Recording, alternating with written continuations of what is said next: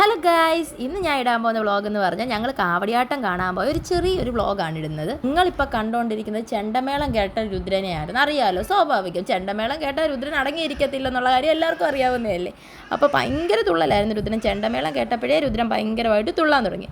ഞാനും പേരമ്മയും പേരപ്പനും ഇതിനെയും രുദ്രനുമായിട്ടാണ് പോയത്. ഇന്ന് അമ്മ വന്നില്ലായിരുന്നു, അപ്പോൾ ഞങ്ങളാണ് പോയത്. ഇന്ന് ഞങ്ങൾ അത്യാവശ്യം ലേറ്റായിട്ടാണ് പോയത്. അതുകൊണ്ട് തന്നെ അവിടെ ഞങ്ങൾ ചെന്നപ്പോഴത്തേക്ക് ഭയങ്കര തിരക്കുമായിരുന്നു. പിന്നെ അതുപോലെ തന്നെ അവിടെ വണ്ടിയൊന്നും പാർക്ക് ചെയ്യാനായിട്ടുള്ള സൗകര്യമൊന്നുമില്ലായിരുന്നു. വണ്ടി അങ്ങ് റോഡിൽ പാർക്ക് ചെയ്ത് കുറച്ച് നടക്കാനുണ്ടായിരുന്നു. അപ്പോൾ നടന്ന് തന്നെ ചെന്നപ്പോൾ തന്നെ നല്ല ക്ഷീണമായിരുന്നു. രുദ്രനെയൊക്കെ എടുത്തുകൊണ്ട് നടക്കുന്നതുകൊണ്ട് ഭയങ്കര പാടായിരുന്നു. പക്ഷെ എന്നാലും കുഴപ്പമില്ലായിരുന്നു. രുദ്രൻ വലിയ ബഹളവും കാര്യങ്ങളും ഒന്നും ഇല്ലായിരുന്നു ഇന്ന്.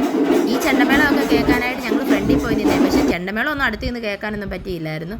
പിന്നെ ഞങ്ങൾ കുറേ നേരം അവിടെ നിന്നു. കുറേ നേരം നിന്ന് കഴിഞ്ഞപ്പോൾ കുറേ കാവടികൾ വന്നായിരുന്നു.